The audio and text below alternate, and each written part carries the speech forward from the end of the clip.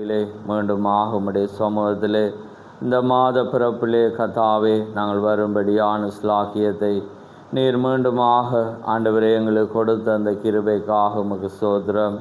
ஆம் கர்த்தாவே, அதிசயமான தேவன், வருஷத்தை நன்மையால் முடிசூட்டுவேன் என்று சொன்ன தேவன், அந்த வண்ணமாக கர்த்தாவே ஆண்டவரே நீர் ஆண்டவரே ஆரம்பம் தொடக்கம் ஆண்டவரே முதலாவது மாதம் தொடக்கம் 5 மாதங்களையும் நீர் கண்மணி போல எங்களை பாதுகாத்து தாங்கி நடத்தி போஷித்து இந்த 6வது மாதத்திலே கர்த்தாவே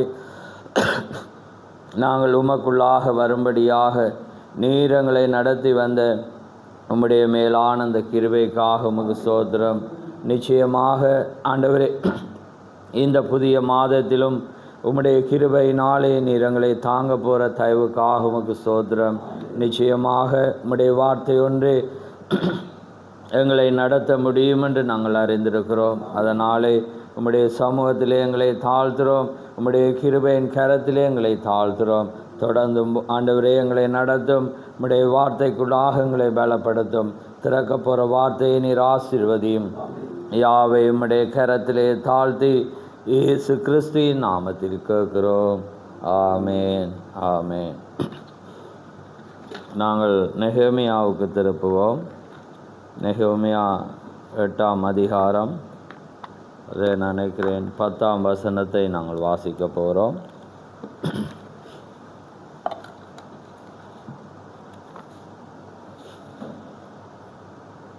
நெகேமியா 8ஆம் அதிகாரம், அதிலே நாங்கள் 10ஆம் வசனத்தை நாங்கள் ஒரு பொருளுக்காக நாங்கள் எடுக்க போகிறோம். நான் வாசிக்கிறேன்.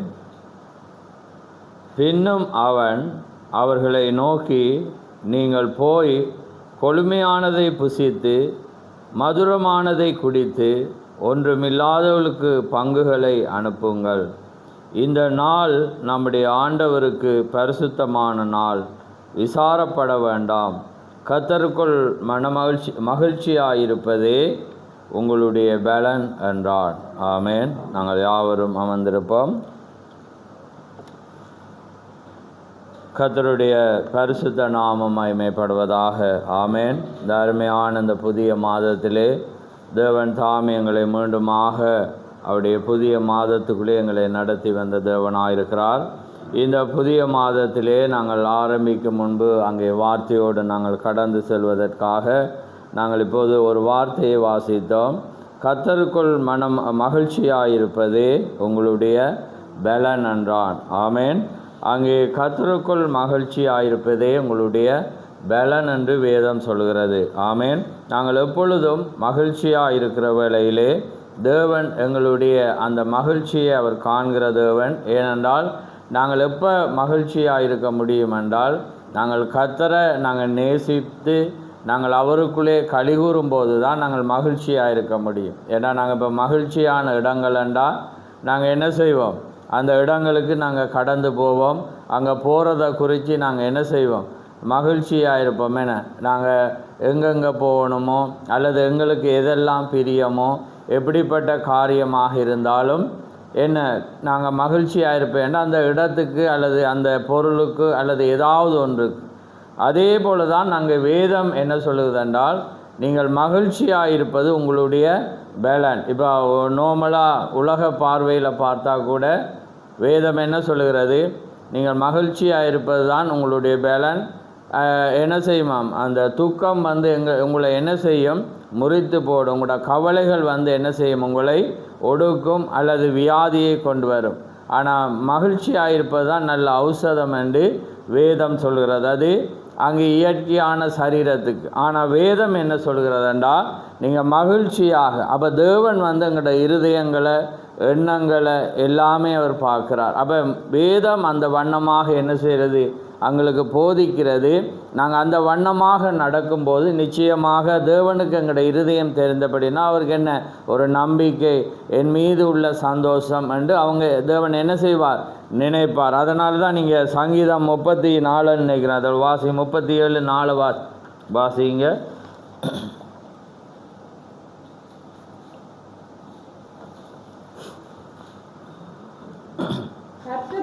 மனமகிழ்ச்சியாயிரு, அவர் உன் இருதயத்தின் வேண்டுதல்களை உனக்கு அருள் செய்வார். ஆமென். பாருங்க, கர்த்தரிடத்திலே மனமகிழ்ச்சியாயிரு, அவர் உன் இருதயத்தின் வேண்டுதல்களை அவர் என்ன செய்வாராம்? நிறைவேற்றுவார். அப்போ பாருங்க, எங்களுடைய இருதயத்தின் வேண்டுதல் எல்லாமே அவர் அறிந்திருக்கிறார். அப்போ நாங்கள் என்ன செய்யணுமெண்டா, நாங்கள் மகிழ்ச்சியாக இருக்கணும். அப்போ இந்த சந்தர்ப்பத்தில் நீங்கள் பார்த்தீங்கன்னா நெகோமியா அங்கே எழுதப்பட்ட வேத வார்த்தையில் அவள் என்ன சொல்கிறான்டா, ஏன் இவங்க துக்கமாக இருக்கிறாங்கண்டா, நாங்கள் ஏற்கனவே பார்த்தோம். அப்போ இந்த இடத்துல நீங்கள் பார்த்தீங்கன்னா அங்கே நியாயப்பிரமாணத்தை கொண்டு வராங்க. அங்கே மோசேயினுடைய ஆகமங்களை கொண்டு வந்து ஜனங்கள், இஸ்ரவேல் ஜனங்களுக்கு கொண்டு வரப்பட்ட காரியங்களை கொண்டு அவங்க போதிக்கிற வேளையில் ஜனங்கள் என்ன செய்தாங்க? நாள் முழுக்க அதில் நீங்கள் வேதத்தை பார்த்தீங்கன்னா 3ஆம் வசனத்தில் கீழ்ப்பகுதியில் அதை நியாயம் பிரமாணமான புத்தகத்தை அவங்க வாசிக்கிறதில் கவனமாக கேட்டார்கள். ஏனென்றால் அந்த தேவனுடைய வார்த்தையின் பேரில் அவங்க அவ்வளவு கவனமாக கேட்டாங்க. அதுக்கு பிற்பாடு அவங்க என்ன செய்தாங்க? ஒவ்வொரு காரியங்களை விவரித்து போதிக்கிற வேளையில் அவங்க அழுகுறாங்க. ஏனென்றால் தேவனுக்குள்ளாக இப்படிப்பட்ட வார்த்தைகளை கேட்கும்போது அவங்க கவலைப்பட்டு அழுது காரியங்களை சொல்லும்போது தான் நீங்கள் என்ன செய்கிறாங்க? எஸ்ரா நெகோமியாம் என்ன சொல்கிறாங்க? நீங்கள் விசாரப்பட வேண்டாம் இந்த நாள், ஏனென்றால் திரும்ப தேவன் அந்த காரியத்தை செய்கிற நாளாக இருக்கிறபடினால் நீங்கள் என்ன செய்ய வேண்டாம், எந்த காரியத்திலும் நீங்கள் அங்கே அழ வேண்டாம். அங்கே நாங்கள் அதை வாசிப்போம். 9ஆம் வசனத்தை வாசிங்க, கீழ்ப்பகுதியை வாசிங்க. இந்த நாள் உங்கள் தேவனாகிய கர்த்தருக்கு பரிசுத்தமான நாள், நீங்கள் துக்கப்படவும் அழவும் வேண்டாம் என்றார்கள். ஆமே, பாருங்க, நீங்கள் துக்கப்படவும் நீங்கள் அளவும் என்ன செய்ய வேண்டாமாம்? வேண்டாம் என்று அவன் என்ன சொல்கிறான்? ஏனென்றா இந்த நாள் பரிசுத்தமான நாள், இது கர்த்தருடைய நாளாக இருக்கிறது என்று அவன் சொல்கிறான். அப்போ ஏனென்றா தேவன்ட அவங்க மனம் திரும்பி வந்த பிற்பாடு, தேவனுக்குள்ளாக வந்த பிற்பாடு அவங்க என்ன செய்யக்கூடாதாம்? அங்கே கவலைப்படக்கூடாது, அழ வேண்டாம். ஏண்டா இது கர்த்தருடைய நாள், நீங்கள் விசாரப்பட வேண்டாம். கர்த்தருக்குள் மகிழ்ச்சியாக இருப்பதே உங்களுடைய பேலன். அதான் வேதம் சங்கீதக்காரன் என்ன சொல்கிறான்டா, கர்த்தருடைய கற்பனையின் பேர் நான் மகிழ்ச்சியாக இருக்கிறேன். அப்போ பாருங்கள், தேவனுடைய கட்டளைகள், தேவனுடைய கற்பனையின் பேர் நான் மகிழ்ச்சியாக இருக்கிறேன் என்றால், தேவன் ஒரு கட்டளையை கொடுத்திருந்தா அந்த கட்டளை அவனுக்கு ஒரு மகிழ்ச்சி. உதாரணத்துக்கு நீ இப்படி தான் நடக்கணும், இப்படி தான் உடுத்தணுமெண்டா அவனுக்கு அது மகிழ்ச்சியாக இருக்கிறான். ஏன்னா உம்முடைய கற்பனையின் பேரிலும் உம்முடைய கட்டளையின் பேரிலே நான் என்னையாக இருக்கிறேனாம்? மகிழ்ச்சியாக இருக்கிறேன். அப்போ தேவன், இப்போ நாங்கள் பொதுவான மகிழ்ச்சியை வேதம் சொல்கிறேன் இல்லை, நாங்கள் தேவனுடைய காரியத்தில், தேவனுடைய வார்த்தையில், அல்லது தேவன் வைத்திருக்கிற எங்களை பங்குகளில், அல்லது தேவன் எப்படி எங்களை நடக்கணும், தேவன் எப்படி நாங்கள் நடக்க வேண்டும் என்று அவர் வழி வைத்திருந்தால், அவருடைய கற்பனையின் பேரில், கட்டளையின் பேரில் நாங்கள் மகிழ்ச்சியாக இருந்தால் அதுதான் என்னவாக இருக்கிறதாம்? வேதம் எங்களுடைய பேலன். அது மாத்திரமில்லை, சங்கீதக்காரன் என்ன செய்கிறான்? 37:4 பார்த்தா, கர்த்தருக்குள் மகிழ்ச்சி ஆகியிருப்பதே உங்களுடைய பேலன், அவர் உங்களுடைய இருதயத்தின் வேண்டுதல் எல்லாமே என்ன செய்வாராம்? நிறைவேற்றுவார். அப்போ இந்த நாள் எப்படியான நாள்? அதே போல தான் தீர்க்கதரிசி வேதத்தில் சொல்லும்போது, நாங்கள் வெளிப்படுத்தல் 1:10 நினைக்கிறேன், வாசிக்க வேணாம், இது வாக்குத்தத்த ஆராதனைப்படி எங்களுக்கு நேரம் வேணும். அப்போ பார்க்குற வேளையிலே அவன் என்ன சொல்கிறான்? இது கர்த்தருடைய நாளிலே நான் ஆவிக்குள்ளானேன். பாருங்கள், கர்த்தருடைய நாளிலே அங்கே யோவான தேவன் அழைக்கும் போது அது கர்த்தருடைய நாள். அவன் என்ன செய்கிறான்னா ஆவிக்குள் ஆகிறான். அப்போ அந்த நாளில் அவன் என்ன செய்கிறான்? ஆவிக்குள்ளாகி தேவன் வரப்போகிற காரியம் ஒவ்வொன்றையும் அவன் விவரிக்கிறான். அப்போ அதே போல தான் இன்றைக்கி தீர்க்கதரிசி சொல்லும்போது, இந்த நாள் எந்த நாள்? கர்த்தருடைய நாள். ஏனென்றால் தேவன் மீண்டுமாக தன்னுடைய செய்தியை மணவாட்டிக்கு கொடுக்கிற வேளையில் இந்த நாள் கர்த்தருடைய நாளாக இருக்கிறபடினால் இந்த காலத்தில் நாங்கள் கவலையோ அல்லது விசாரப்படவோ நாங்கள் வேண்டாத வண்ணம் நாங்கள் என்ன செய்யணும்? கர்த்தருக்குள் மகிழ்ச்சியாக இருக்கு. ஏன்னா இந்த உலகம் என்ன செய்ய போகிறது? அழிய போகிறது, எல்லாமே மாயமாக இருக்க போது.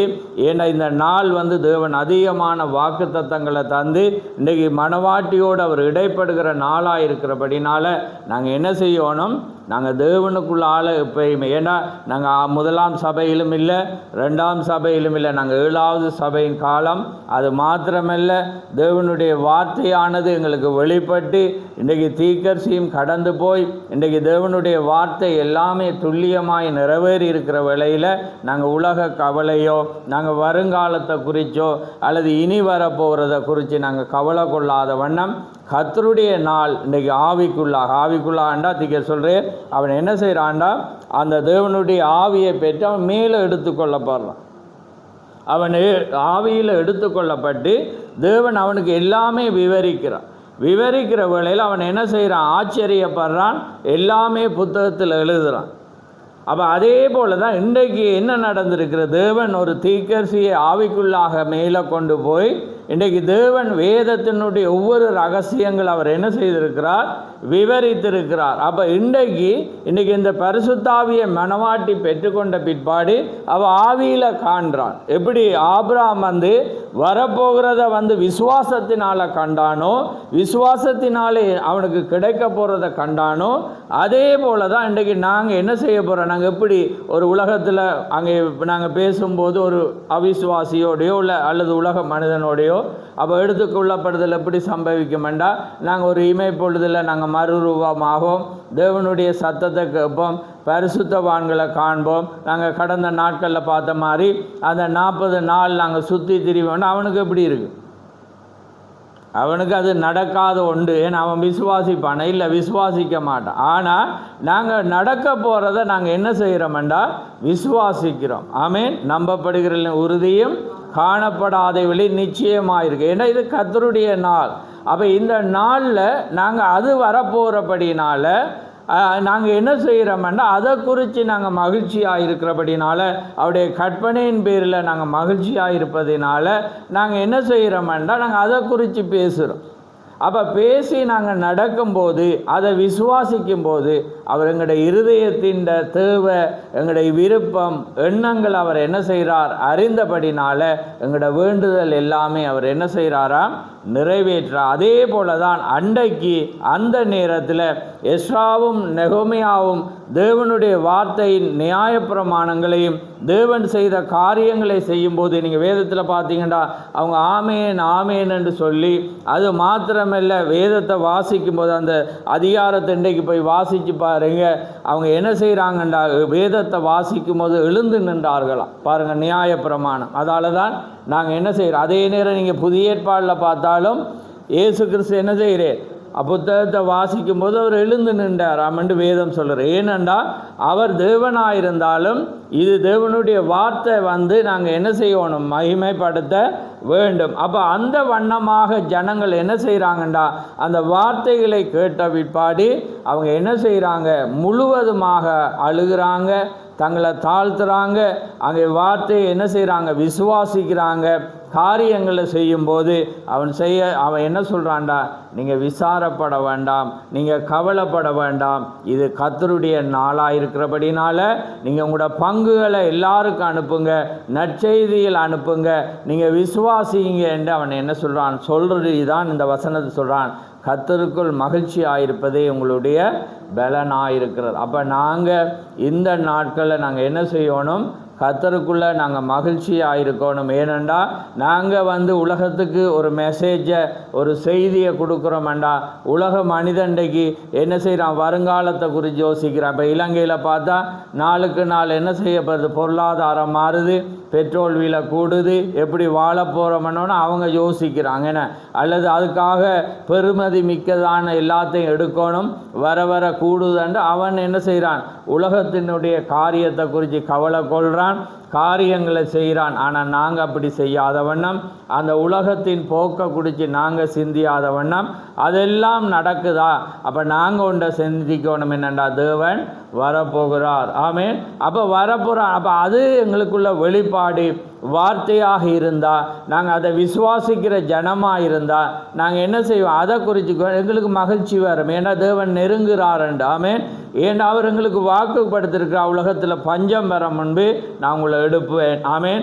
உலகத்துக்கு ஆபத்து. இன்றைக்கு 3ஆம் உலக யுத்தத்தை குறித்து எல்லாம் உலகமே பயப்படுது. ஏன்னா அவங்க அண்டர் கிரவுண்டில் வீடுகள் அமைக்கிறாங்க. இப்போ பார்த்தீங்கன்னா யுத்தங்கள் வந்த பிற்பாடு தான் எல்லாமே பார்த்தோன்னே பார்த்தீங்கன்னா கீழே நிலத்துக்கு கீழே அவங்க என்ன செய்கிறாங்க, வீடு அமைச்சிருக்கிறாங்க. எப்படி அமைச்சாங்கன்னு தெரியாதவன், ஏன்னா பாதுகாப்புக்காக. ஆனால் நாங்கள் மேலே இருக்கிறோம். ஆமேன். எங்களுக்கு பயம் இல்லை. ஏனென்றா தேவன் ஒரு வாக்குத்தத்தம் பண்ணியிருக்கிறார், அணுகுண்டானது இந்த பூமியில் விழுகிற வேளைக்கு முன்பாக நான் உங்களை. அப்போ இந்த வார்த்தை தெரிஞ்சாதான் அப்படியாண்டு நாங்கள் சிந்தியாதவண்ணம் நாங்கள் அவங்களுக்கு என்ன செய்யலாம், நாங்கள் மகிழ்ச்சியாக இருந்து உலக அவன் பயப்படுற மாதிரி அல்ல, நாங்கள் என்ன செய்யலாம், விசாரப்படாமல் நாங்கள் தேவனுடைய வார்த்தைகளை சொல்லலாம். ஏனென்று எங்களுக்கு தெரியும் கர்த்தர் வரப்போகிற நாளாக இருக்கிறது. அப்போ பாருங்கள், அதனால அவன் சொல்கிறான், நீங்கள் பயன்பண்ண ஒன்றுமில்லாதவர்களுக்கு பங்குகளை அனுப்புங்க, இந்த நாள் கர்த்தருடைய நாள். அது மாத்திரம் மேலே என்ன சொல்கிறான், பின்னும் அவன் அவர்களை நோக்கி, நீங்கள் போய் கொழுமையானதை புசித்து மதுரமானதை குடித்து. அப்போ ஏண்டா நீங்கள் சந்தோஷமாக இருந்தால் நீங்கள் கொழுமையானதை புசிங்க, கவலைப்படாதீங்க. ஏண்டா அந்த ஜனம் புத்தகம் திரும்ப கிடைச்சோன்னு அதை வாசித்தோன்னு அவங்களுக்கு மகிழ்ச்சி. ஆமேன். அப்போ பாருங்கள், எங்களுக்கு ஒரு புது செய்தியை அவன் தந்திருக்கும் போது நாங்கள் எவ்வளோ மகிழ்ச்சியாக இருக்கோம். அப்போ மகிழ்ச்சியாக இருந்தால் நீங்கள் அவர்கிட்ட கேட்க தேவையில்லை. ஆனால் உங்களோட இருதயத்திட வாஞ்சிய என்ன உன் இருதயத்தின் வேண்டுதெல்லாம் என்ன செய்வாரா, நிறைவேற்றுவார். ஆமேன். அதுக்காக இன்னொரு வசனம் என்ன, நாங்கள் கேட்கணும் அப்போ தான் கொடுப்பேரெண்டும் இருக்குது. ஆனால் அதே நேரம் நாங்கள் என்ன செய்கிறோம், எங்களோட இருதயத்தையும் அவர் அறிந்திருக்கிறார். அப்போ பாருங்கள், நாங்கள் கேட்கும் முன்னும் கொடுக்குறார் என்று வசனம் இருக்காது. ஆனால் எல்லாருக்கும் அல்ல, தம்மை நேசிக்கிறவங்க, தம்முடைய வார்த்தையின் பேரின் கற்பனையின் பேரில் மகிழ்ச்சியாக இருக்கிறவங்களுக்கு தேவன் என்ன செய்கிறாராம், அதை கொடுக்குறார். அப்போ நாங்கள் தேவன் பேரில், தேவன் ஆலயத்துக்கு போவோம்டா எங்களுக்கு மகிழ்ச்சி. தாவீது அதை சொல்கிறான், நான் மகிழ்ச்சியாக இருந்தேன், அவருடைய கற்பனையின் பேரிலே நான் மகிழ்ச்சியாக இருந்தேன், அப்போ அவரை தேடுறதுக்கு நான் மகிழ்ச்சியாக இருந்தேன். அப்போ இந்த வண்ணமாக அவன் சொல்லுறத அவர் பார்க்கும்போது அதே மாதிரி எங்களையும் அவர் பார்ப்பார். அப்போ எங்கள் மத்தியில் இது இருந்தால் தான் நாங்கள் என்ன செய்யலாம், தேவனுக்குள்ளாக நாங்கள் நடக்கிறத நாங்கள் பார்க்க. அதனால தான் ஆபிரகாமை தீர்க்கதரிசி சொல்லும்போது அவன் என்ன செய்தான், எதை குறித்து நம்பாமல் எதை குறித்தும் சிந்தியாமல் தனக்கு ஒரு ஆண் குழந்தை கிடைச்சா என்ன எப்படி ஒரு உடுப்பை நான் போடணுமோ அதெல்லாம் அவன் வேண்டினான். அவன் அதுக்கான காரியங்களை, இப்போ ஒரு பிள்ளைக்காக நாங்கள் என்ன செய்கிறோம், மகிழ்ச்சியாக இருந்து சந்தோஷமாக இருந்து நாங்கள் என்ன செய்வோம், உடுப்பை தைப்போம், இந்த கலரை வாங்குவோம், இதை நாங்கள் எடுக்கணுமென்று நாங்கள் என்ன செய்வோம், முன்னாயத்தம் செய்வோம். அதை அவன் எப்படி சந்தோஷமாக இருந்து செய்தான், அவன் விசுவாசமாக இருந்து செய்தான். ஏனென்றா அவன் மகிழ்ச்சியாக இருந்தான். கர்த்தர் எனக்கு வாக்குத்தத்தம் பண்ணியிருக்கிறார், அவர் அதை செய்வார் என்ற அந்த நிச்சயம். அப்போ அவனுக்கு அந்த விசுவாசம் கிரியையினால், அந்த மகிழ்ச்சியினால் என்ன செய்யப்பட்டது, வெளிப்பட்டது. ஆமேன். அதே போல தான் எங்களோட கிரியைகள், எங்களோட முகங்கள், எங்களுடைய எல்லாம் தான் என்ன செய்கிறது, அதை காண்பிக்கிறது. அப்போ நாங்கள் தேவனுக்குள்ளால் வார்த்தையை கேட்கும்போது நாங்கள் வெளிப்படுகிற எங்களோட வாயின் வார்த்தைகள் அல்லது நாங்கள் அதாவது எங்களோட முகப்பாவனையில் கிரியை செய்கிற எல்லாமே என்ன செய்கிறார், தேவன் பார்க்கிறார். அப்போ தான் நாங்கள் அதை விசுவாசிக்கிறோமா, எல்லாமே அவர் பார்க்கிறார். பாருங்கள் 119 அதை வாசி அந்த பேலனை குறித்து அங்கே வேதம் சொல்லுற பாருங்க, 16லேயும் இருக்குது, 10:47லேயும் இருக்குது பாருங்க.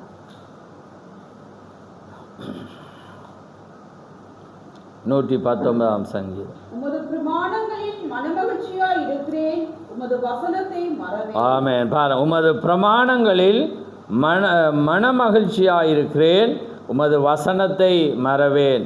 அங்கே 47 வாசி. நான் பிரியப்படுகிற உமது கற்பனைகளின் பேரில் மனமகிழ்ச்சியாய் இருப்பேன். ஆமென். பாருங்க, நான் பிரியப்படுகிற உமது கற்பனைகளின் பேரில்.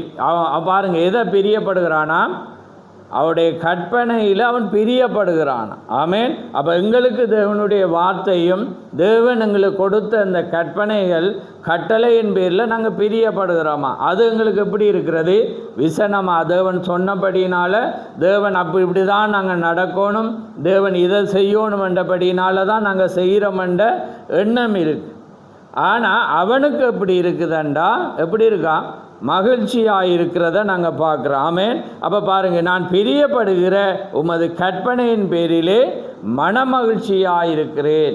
அப்போ பாருங்கள், நாங்கள் இந்த நாளில் கட்டாயத்தினால் அல்ல, ஏன்னா நாங்கள் கட்டாயப்படுத்துறதுனால அல்ல, அல்லது பெற்றோருடைய காரியத்தினால் அல்ல, அல்லது போதகருடைய காரியத்தினால் அல்ல.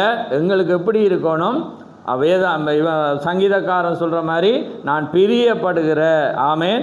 அப்போ அவன் பாருங்க, அவன் பிரியப்படுகிறான் எதுலண்டா அவருடைய கற்பனைகளின் பேரிலே மனமகிழ்ச்சியாக இருக்கிறேன் என்று அங்கே வேதம் சொல்கிறது. ஆமென். அப்போ நாங்கள் இந்த நாட்களில், இந்த புதிய மாதத்தில் நாங்கள் இவ்வளோ காலம் ஒருவேளை இருந்திருக்கலாம், இல்லாமல் இருக்கலாம். ஆனால் நாங்கள் இனி என்ன செய்யணும்? தேவனுடைய வார்த்தையின் பேரில் நாங்கள் என்ன செய்யணும்? மகிழ்ச்சியாக இருக்கணும், மன மகிழ்ச்சியாக இருக்கணும். அவருடைய கட்டளை என்னும் பேரில் மகிழ்ச்சியாக இருக்கணும். அப்போ தான், ஏனென்றா இந்த நாள் நாங்கள் எந்த விசாரமும் படையலாது. ஏண்டா தேவனுடைய காலம் நெருங்கிட்டு, தேவனுடைய வார்த்தை நெருங்கிட்டு, தேவன் அவ்வளவு மகத்தான அந்த வாக்குத்தத்தத்தை அவர் தந்திருக்கிறார். அந்த வாக்குத்தத்தத்தை பிடித்து கொண்டு நடக்கிற சம்பவங்களை குறித்து நாங்கள் பயப்பட தேவையில்லை. ஏன்னா தேவன் அதை வாக்குத்தத்தம் பண்ணியிருக்கிறார். எங்களுக்கு செய்தி தெரிஞ்சாதான் நாங்கள் பயப்பட மாட்டோம். ஏண்டா இந்த நாள் கர்த்தர் வந்த நாள், கர்த்தருடைய நாளாக இருக்கிறது. அவர் கடந்து போயிட்டு இனி ஒன்றே ஒன்று தான் தீக்கர் சொல்கிறார், வைக்கப்பட்டிருக்கிறது மணவாட்டியினுடைய எடுத்துக்கொள்ளப்படுதல் மாத்திரம். அப்போ இந்த நாளில் நடக்கிறத நாங்கள் கவலைப்படாத வண்ணம் எப்பயுமே நாங்கள் மகிழ்ச்சியாக இருக்கிற வேளையில் தான் தேவன் எங்களுக்கு பலனாயிருந்து எங்களுடைய இருதயத்தில் இருக்கிற எல்லா வேண்டுதலையும் அவர் என்ன செய்வார்? நிறைவேற்றுவார். ஆமென். நாங்கள் மனிதர்களாக இருக்கிறபடினால ஒவ்வொரு மனிதர்களுக்கும் பல தேவை இருக்கும். சில பேருக்கு வியாதி, என சில பேருக்கு வருத்தம், சில பேருக்கு கவலை இருக்கும், அல்லது சரீரத்தில் உபாதைகள் இருக்கும், அல்லது பொதுவான உலக தேவைகள் இருக்கும், என எல்லாமே இருக்குது. ஏனென்றால் நாங்கள் மனிதர்கள். அப்போ நாங்கள் ஒவ்வொன்றும் இந்த பூமியில் அப்படியே சித்தத்தின்படி தான் நாங்கள் கேட்டு நாங்கள் கடந்து செல்லணும். அதனால் நாங்கள் தேவனுக்கு எங்களை ஒப்பு கொடுக்குற வேளையில் நிச்சயமாக அவர் எங்களுடைய இருதயங்களை அவர் அறிந்தார். அப்போ நாங்கள் செய்ய வேண்டிய ஒன்றே நாங்கள் மகிழ்ச்சியாக இருப்பது. ஆமென்.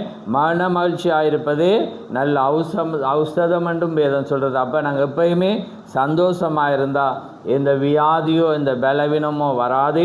அதே நேரம் கர்த்தரும் எங்களுடைய எல்லாவற்றையும் பார்க்கிறார். ஆமென்.